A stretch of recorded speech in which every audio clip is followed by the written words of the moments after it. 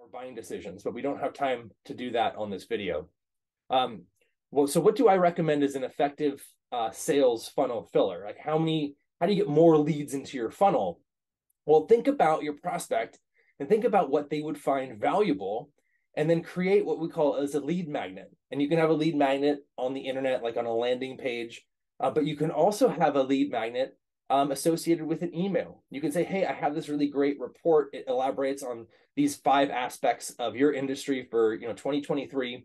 And if you don't know these things, you might lose a lot of money. I would love it if I could send this to you. Can I have permission to send this to you so you can take a look at it? Create something that your prospect would find valuable and spark their interest in it with a result statement. Make sure there's some good, what they call a curiosity hook, something that they will lock onto and want to know more about it. They'll ask you questions. They'll say, tell me more about that. How does it work? And when they do that, when they ask you those questions, make sure that you confirm an appointment. Make sure you get their time, because time in the 21st century is really the only commodity that matters. So make sure you earn that time. What's the next question? Name 2 top sales methods that work in the United States. Well, there's many methods, and it really depends on what industry you're in, what product or service you're selling. I would say the most popular is the consultative selling method, which is essentially when you look for ways to add value and you look for ways your product and service can reinforce things that are already happening in the company to boost revenue or save them money or save them time or reduce stress or solve a problem. So consultative method is when you're partnering with your customer, looking for ways to help them in a genuine way. I think the other methodology that's very popular is solution selling, which is where you identify problems and then you offer up your product or service as the solution to that problem. And then there's the authoritative method, which is popularized in the United States by the challenger method, which is essentially you challenge the understanding of your prospect and you position yourself as an expert and you teach them something that they didn't know before. So I think those are the three methods that I feel like are the most popular and the most well received by business owners and prospects alike.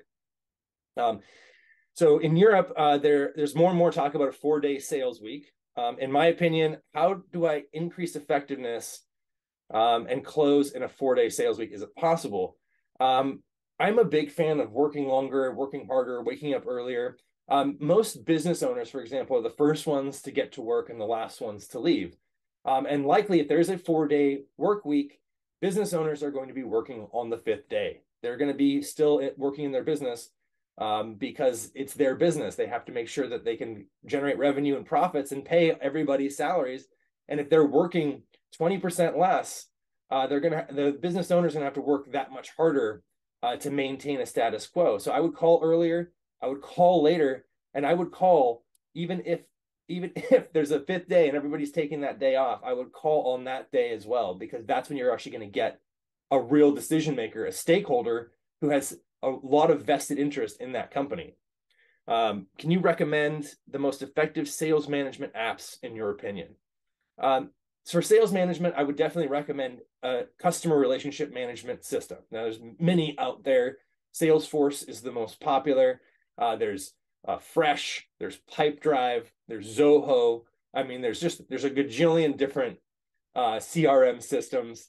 One advice, and I can elaborate on those in Poznan soon, but the one key with your customer relationship management system, where you can manage your customers and your sales representatives, and you have all the data at your fingertips.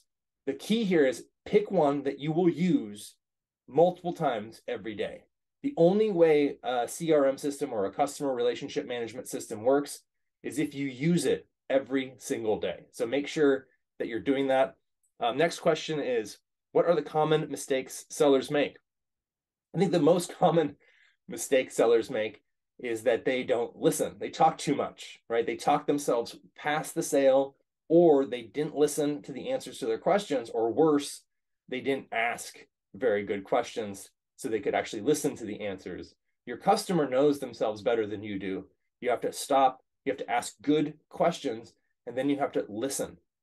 They say 20 minutes of uninterrupted listening will build more positive rapport than any amount of talking. You have to listen. Listening is the new selling. You have to be able to receive the information, because if you don't, you're going to miss a key problem, a key pain point, a key challenge. And if you miss that point, it might happen in seconds, and you don't write it down and internalize it so that you can bring it back up later and position your product or service to solve that problem or relieve that pain. That's when you miss the sale. Sales can fly right past you if you don't listen to your prospect. So that's I think the biggest challenge for most sales professionals is listening, which is a skill, by the way. It's a sense and a skill. So number 8